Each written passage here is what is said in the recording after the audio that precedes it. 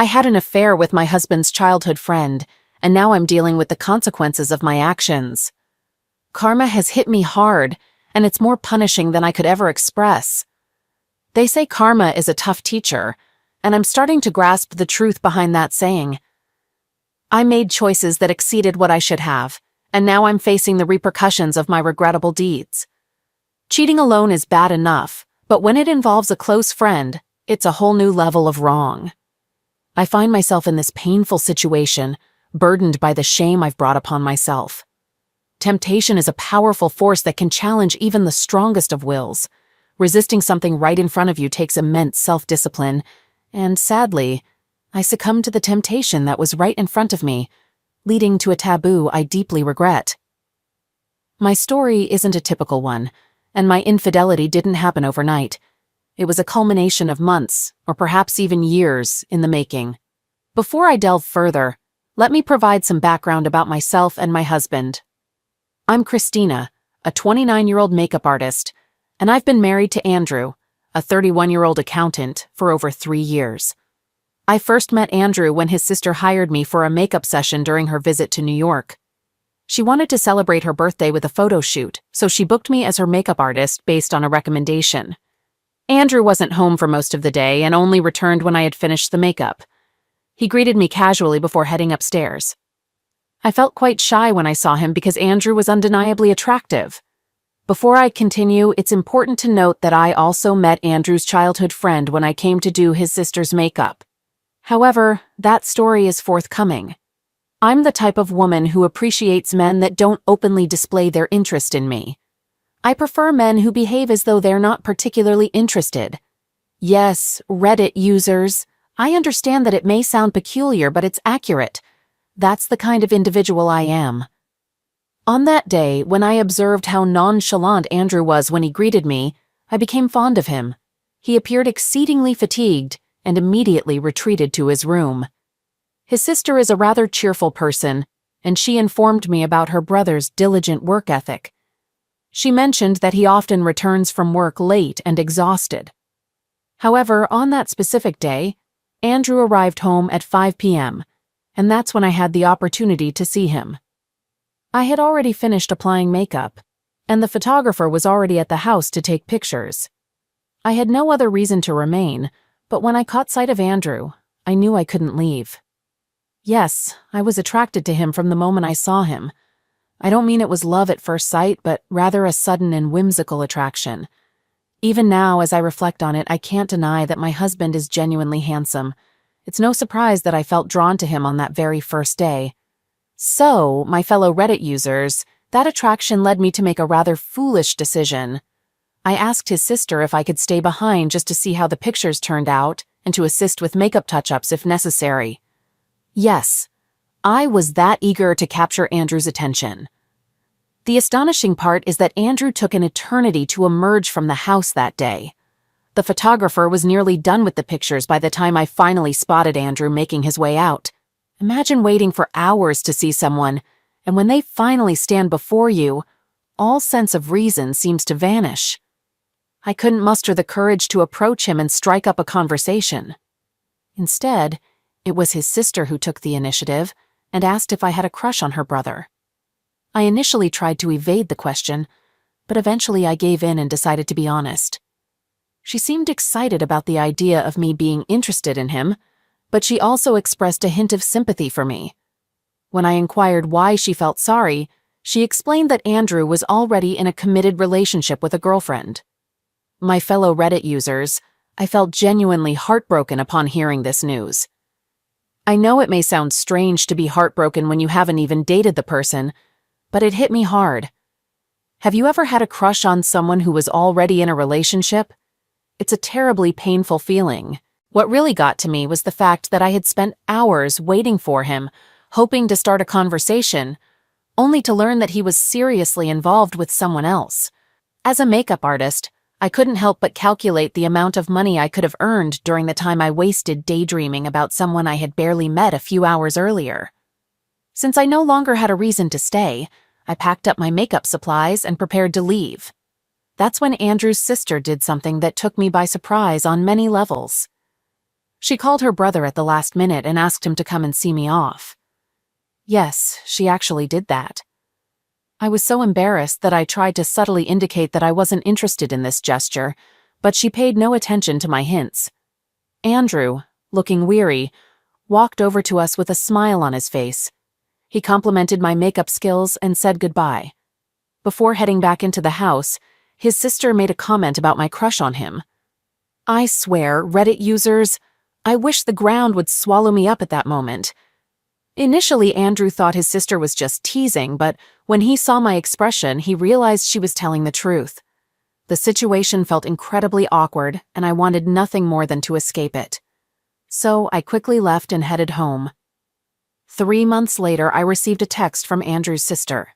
It turns out she was back in New York and needed another makeup tutorial. That's how I ended up meeting Andrew's childhood friend. Apparently, she was back in New York and needed another makeup tutorial. That's how I came to meet Andrew's childhood friend, Collins. While I was busy with Andrew's sister's makeup, Collins randomly came to the house. He was friends with Andrew's sister, whom I'll call Linda from now on, so Collins came over while I was occupied with Linda's makeup. He was friendly and even offered to assist me with the brushes and makeup items I needed during the makeup session. The three of us managed to chat while I worked, and I was pleased that the working environment was enjoyable and conducive. At a certain point during the makeup session, Collins requested my phone number. He insisted that he just wanted to help me find more clients. I didn't mind and gave him my phone number. I had already forgotten about my crush on Andrew because I honestly didn't think I would see him again. It was only a coincidence that Linda randomly asked me to be her makeup artist once more. Well, I was very wrong because I saw Andrew again. He came back from work to retrieve something before heading back. My fellow Reddit users, I really felt like the universe wanted us to meet again. But unfortunately for me, Andrew was in a rush. He went back to work immediately. Linda asked me if I still had feelings for him, and I brushed it off. I was not ready to go to that party. To be honest, I felt like a high school girl who was having a fling with someone that didn't even know her. The fact that he had a girlfriend was a huge turnoff because I was not ready to be that girl. That tried to steal someone else's boyfriend. Well, my fellow Reddit users, I did end up being that girl at the end of the day. 2 days after doing Linda's makeup, I got a call from Collins. He asked us to meet up for coffee and I agreed. Collins was a nice guy, but he was not the man whose attention I wanted to get. But I didn't mind having a harmless coffee with him. After 3 weeks of randomly meeting up for coffee, Collins told me he had feelings for me. Okay, for someone who wanted to get the attention of his childhood best friend, I was not really excited. Andrea was the one I liked, but unfortunately he was in a relationship. Collins seemed nice and all, but I found it weird to date the best friend of a guy I had feelings for. The outcome was bound to be unsatisfactory, so I decided to be less than honest with Collins and expressed that I wasn't prepared for a serious relationship. Before my talk with Collins, Linda had already cautioned me about his flirtatious nature, advising me not to take him too seriously. I didn't really heed her advice until Collins himself suggested we could simply have a casual encounter without any strings attached. I declined because I wasn't interested in that sort of arrangement. I'll keep this concise and focus on the key points. Linda found a job in New York and temporarily stayed with Andrew until she could find her own place. Consequently, Linda invited me to Collins's house regularly. During our visits, I would often experiment with new makeup techniques on Linda's face, and we'd try them together. Surprisingly, Linda and I grew very close, forging a friendship that I hadn't anticipated. I understand that many of you are wondering where Collins was throughout this time. Well, Collins was still in a relationship, and his girlfriend Sandra even visited their house on several occasions. Yes, I'm aware of what you might be thinking. It did hurt to see the guy I had feelings for with his girlfriend, but there was little I could do about it. As time passed, I got wind of Collins and Sandra taking a break in their relationship. I'm not privy to all the details, but I heard that Sandra had been relocated to work in another state. Collins wasn't ready for a long-distance relationship, so they decided to take a break to see how things would go. To put it briefly, I saw this as an opportunity to get Andrew's attention. I know it might sound desperate and awkward, but I really liked him and wanted to date him. We began chatting occasionally whenever I visited Linda, and that's how our friendship started. However, it was just a friendship. There was nothing more to it. Then, one day, Linda invited me over to help her with packing, as she had found a new apartment to move into. I knew this would be my last chance to see Andrew, so I decided to talk to him. I ended up staying overnight at their house because we were packing until very late. Linda suggested I stay over so that I could accompany her to the new apartment. That night, I met Andrew in the living room, and we started a casual conversation. He seemed quite sad about his sister moving out since he had grown accustomed to having her around. The three of us had a few drinks and watched movies together. Linda decided to call it a night early since she still had to finish packing for her move. My fellow Redditors, that's how I found myself alone in the living room with Andrew. I can't be sure if it was the alcohol we had consumed or the romantic movies we had watched, but we ended up spending the night together. When I woke up the next morning, I was worried that he might regret everything and tell me it was a mistake. But to my surprise, that wasn't the case. Oh my goodness, this story is turning out longer than I anticipated, dear Redditors. The main part of the story hasn't even begun yet. I just wanted to give you all some background to understand the dynamics between Collins, Andrew, and me. Speaking of Collins, if you're wondering where he was during all of this, I'll fill you in. A few months before Linda moved out, Collins experienced a loss in his family when his father passed away. He returned to his hometown to be with his grieving family. He explained that it was a challenging time for them, especially since his mother had also passed away previously. With 4 younger siblings to look after, he decided to stay in his hometown for a while, to provide support and act as a father figure. Andrew and I started dating a few weeks after our intimate night at his house. I had some concerns that he might reconcile with his girlfriend, but I finally gathered the courage to ask him about it. He assured me that he had no plans of getting back together with Sandra because he wasn't ready for a long-distance relationship. Linda was genuinely thrilled that I was in a relationship with Andrew because she believed that I truly cared for him. Despite the distance, the bond between Andrew and Collins remained strong. They kept in touch, speaking to each other almost every week, and Collins even made efforts to send Andrew financial support from time to time. During this period, I lost contact with Collins, and it was mostly my doing. I had blocked him even before he left for his father's funeral because I wanted to avoid complicating matters. He had approached me multiple times, and my response had always been a firm no. I didn't want to continue causing him pain, so I made the choice to completely sever communication with Collins. Surprisingly, Collins had no knowledge of the relationship between Andrew and me. Perhaps Andrew didn't see the need to inform him, given that he wasn't aware of Collins's feelings for me. Additionally, Andrew was rarely home when Collins would flirt with me, so he remained oblivious to our interactions. I took Linda's advice to heart and didn't take Collins's advances seriously, believing he was simply a flirt. Andrew and I continued dating for 2 more years before he proposed, and I enthusiastically accepted, leading to our marriage. I want to emphasize this with all my sincerity. I love my husband deeply. My fellow Redditors, I have genuine, profound feelings for Andrew. From the very first day I laid eyes on him, I knew that I had strong emotions for him. Marrying him marked the happiest moment in my entire life. Even my family believed that there was no better match for me, and his family warmly welcomed me into their fold, making me feel at home. A few weeks before the wedding, Andrew informed Collins that he was getting married to the girl he had been dating for over 3 years. Collins was aware of Andrew's relationship, but was unaware that I was the one he was marrying. It's possible that Andrew didn't mention my name, or maybe Collins chose not to dwell on it. I'm uncertain which it is because when Collins returned to New York 2 weeks before the wedding, he was taken aback to discover that I was the bride. Collins pulled me aside and expressed his feelings, accusing me of using his childhood best friend to make him jealous. Yes, he actually said that. I had to clarify to Collins that I had harbored feelings for Andrew since the day I first laid eyes on him, regardless of his friendship with Collins. However, Collins didn't seem to grasp my explanation at all, and he appeared extremely agitated, which honestly frightened me. I didn't want Collins to jeopardize my relationship with Andrew, so I decided to confide in Linda about the situation. She promptly called Collins and provided a thorough explanation, including the fact that I had confided in her about my crush on Andrew from the very beginning. Ultimately, Collins chose to let go of his grievances and acknowledged that he had overreacted. I wanted to be transparent with Andrew, so I confided in him about everything. At first, Andrew appeared upset due to Collins's actions, but they had a candid conversation about it, and things were resolved. Collins assured Andrew that he was simply joking and wanted to tease me for fun. We all shared a laugh and moved forward, leading to a stress-free wedding 2 weeks later. Our life as a married couple began when I moved into Andrew's house after the wedding. It was a wonderful experience, and it felt empowering to confidently refer to someone as your husband and have that sense of mutual ownership and respect in our marriage. I fell in love with the way Andrew treated me, and we continued to show respect for each other in our relationship.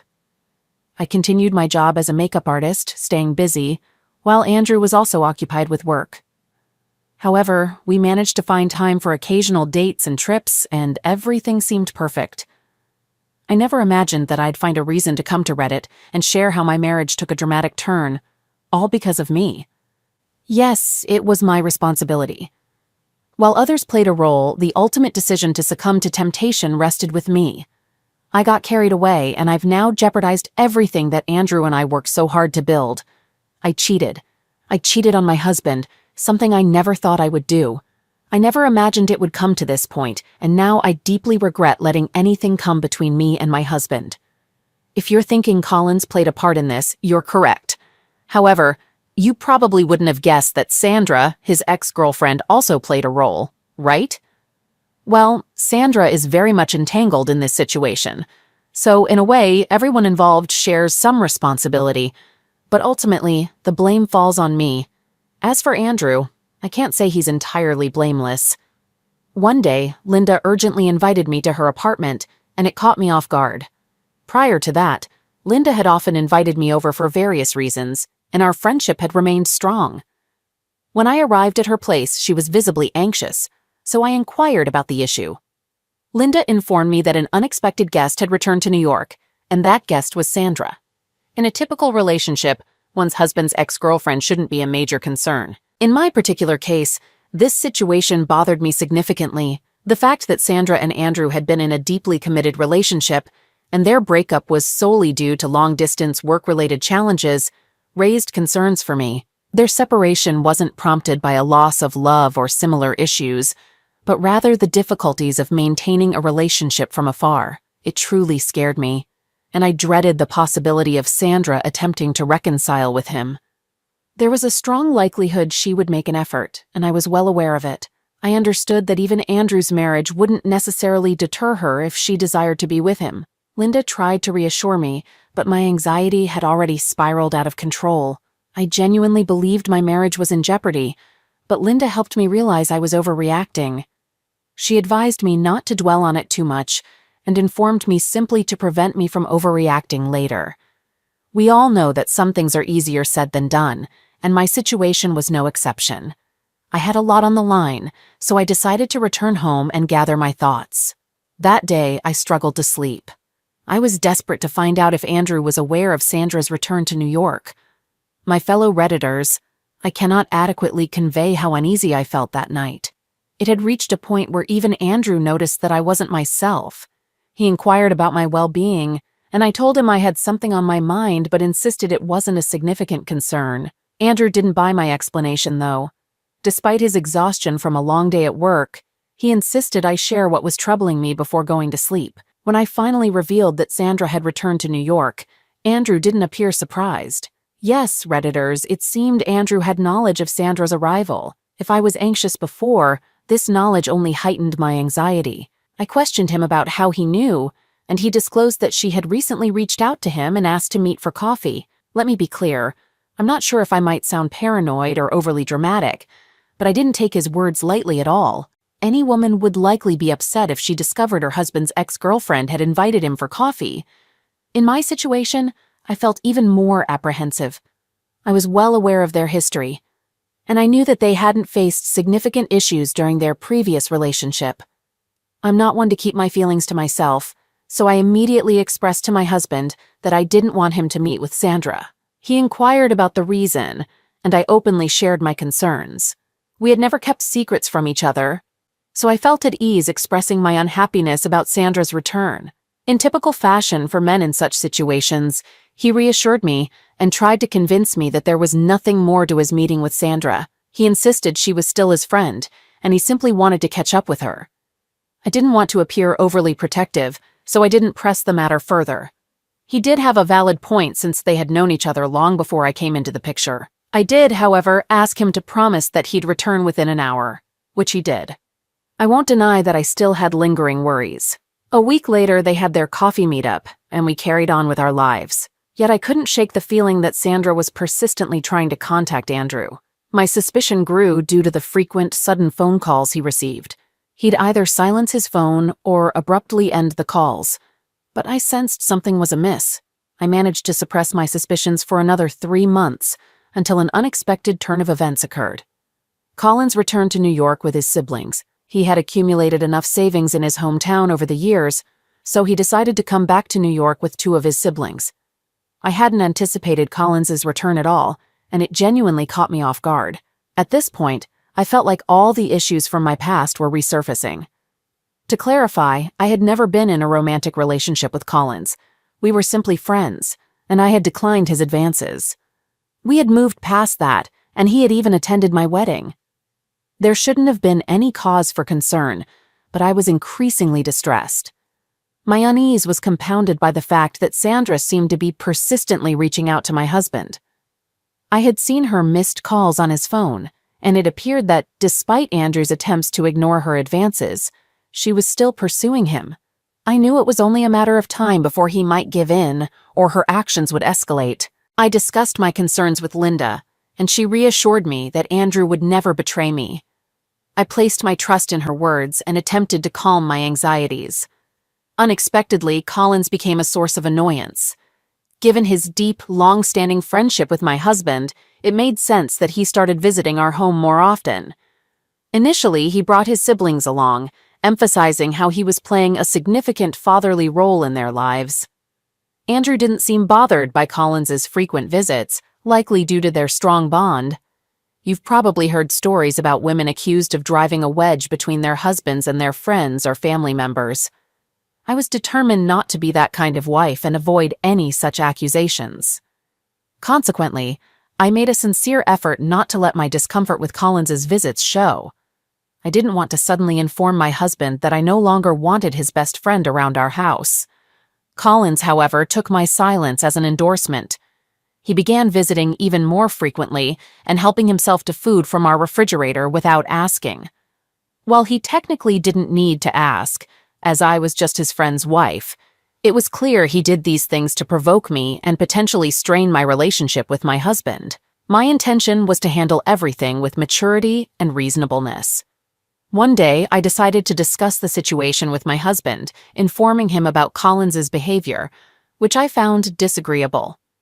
My husband granted me permission to address the issue with Collins and opted not to take sides or become involved in our disagreements. To be honest, I was upset with his response. I didn't want him to choose sides. All I desired was for him to ask his friend to tone down his visits and behavior. It seemed, however, that my request was too much to ask, so I took matters into my own hands. I had a disagreement with Andrew about the situation, but eventually, I chose to let it go because I suspected that it was exactly what Collins had intended all along. It was unfortunate that my husband couldn't see that his childhood best friend was actively working to disrupt our marriage. One day, I decided to have a conversation with Collins about the matter. I expressed my dislike for his frequent visits and the way he freely helped himself in the kitchen without asking for permission. This conversation led to Collins becoming quite angry, and he abruptly left the house. This wasn't my intention, so I informed my husband about what transpired and asked him to reach out to Collins on my behalf.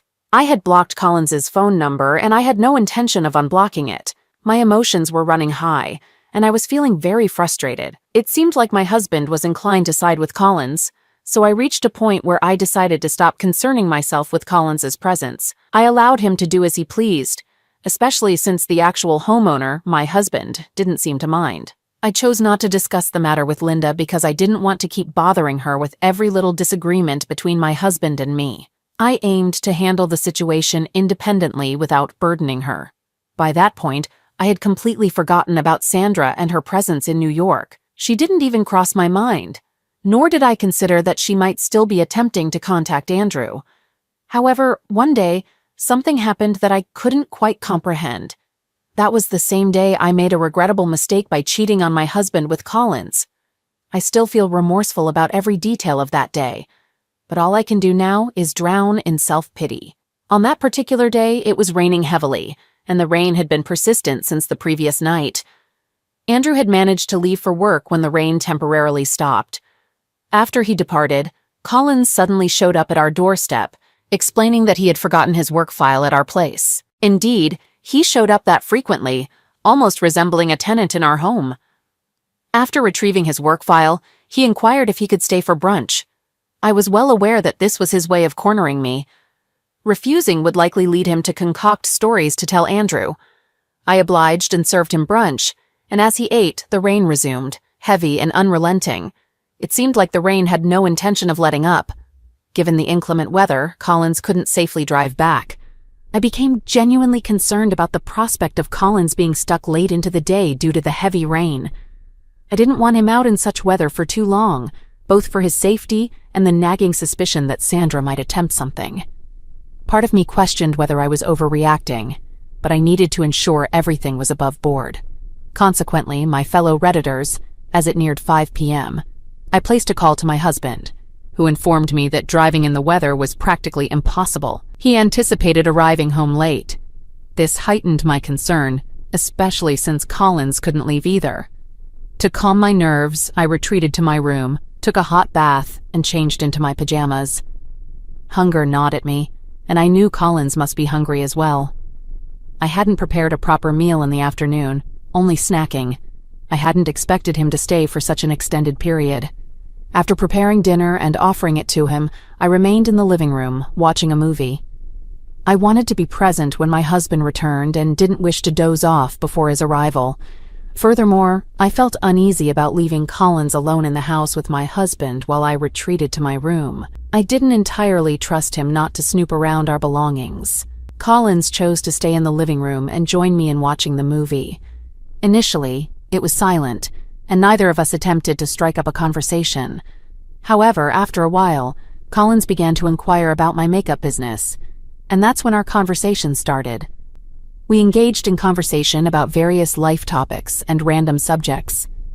As we delved into the second movie, Collins moved closer to me on the couch, and our shoulders were nearly touching. I didn't find this position uncomfortable initially, so I shifted away and occupied a different couch. Once again, our shoulders were practically touching. His reaction was laughter, and he rejoined me on the couch. Collins left me with little personal space to gather my thoughts. He complimented my appearance and confessed he still missed me. His speech became incoherent, and I began to suspect he might be intoxicated, even though I hadn't seen him consume any alcohol. I pushed him away and issued a stern warning to cease his advances, threatening to call my husband and reveal everything. To my surprise, Collins scoffed at the mention of me calling my husband. He derided me as a fool and declared that I was naive to believe he had been faithful. I dismissed his rants as nonsense and tried to make my way upstairs. I recognized that his words were affecting me, and I didn't want him to manipulate my thoughts. However, fellow Redditors, I ultimately succumbed to his manipulation. Collins inquired if I was aware of Sandra's return to New York. This piqued my interest, and in an attempt to demonstrate transparency in my relationship with Andrew, I admitted my knowledge of the matter. He retrieved his phone and displayed images of Sandra standing in front of Andrew's workplace. According to Collins, Sandra had been making efforts to contact Andrew and had visited his workplace on multiple occasions. While I may have been reluctant to trust Collins, the photographic evidence before me couldn't be denied. Collins also asserted that Sandra was at Andrew's workplace at that very moment, possibly engaged in an intimate encounter. This revelation left me in shock, prompting me to reach for my phone and call Andrew. After 2 additional unanswered calls, Andrew still hadn't picked up. Collins chuckled once more and asserted that he was being truthful. He even presented a photo of Andrew and Sandra meeting for lunch as evidence. Regrettably, I succumbed to manipulation and foolishly believed his every word. Overwhelmed with emotion, I began crying uncontrollably, convinced that Andrew was betraying our relationship. Collins, attempting to console me, offered a comforting hug. It was during this embrace that his actions escalated, and I, foolishly, allowed myself to be carried away. In my misguided state of mind, I believed I was seeking revenge for Andrew's perceived deceit, and I ended up engaging in a physical relationship with Collins. Eventually, we both fell asleep on the couch. That same night, I awoke to the shock of cold water splashed on me. My husband stood there, glaring at me with disgust in his eyes. The rain had ceased, and upon returning home, he had discovered me naked on the couch with his best friend. Initially, I felt guilt, but I quickly retaliated by accusing him of infidelity. I recounted everything that Collins had told me, and my husband's reaction was extreme. He slapped me so forcefully that I tumbled to the floor. He came dangerously close to harming Collins right then and there in our living room. As it turned out, Collins had indeed lied to me. The photographs of Sandra outside Andrew's office were authentic, but Andrew had never intentionally met up with her. The image of them having lunch together had been taken before I even knew him. My paranoia and manipulation had clouded my judgment, preventing me from seeing the actual truth. After giving Collins a severe reprimand, Andrew ejected him from our home. The words he uttered that night still haunt me to this day. He was furious, disappointed, and consumed by anger. He expelled me from the house in the dead of night with only my pajamas, and I had nowhere else to turn. That very night, I sought refuge at Linda's place, despite her understandable trepidation upon seeing me in such a deplorable state. After disclosing the entire ordeal to her, Linda expressed her deep disappointment in my failure to heed her earlier warnings. She couldn't even bring herself to make eye contact with me. She allowed me to stay at her place for just 2 days before insisting that I leave. She explained that she couldn't go against her brother's wishes for my sake. Only my parents agreed to take me in, though they still regard me with disappointment in their eyes. I endured a miserable existence for 2 months. I made attempts to reach out to Andrew and even paid him visits, but he instructed the gatekeeper never to admit me and blocked my number. Just last month, I received word from a friend that Andrew and Sandra have rekindled their relationship. Upon hearing this news, I was nearly driven to end my own life. I've lost everything, and I can only blame myself. Not even Linda is willing to listen to me. 2 weeks ago, Andrew sent me divorce papers, and I've yet to sign them. I intend to do so soon because all hope seems to be lost. My marriage is no more, and I've lost a dear friend. I betrayed my husband by engaging in a physical relationship with his lifelong friend.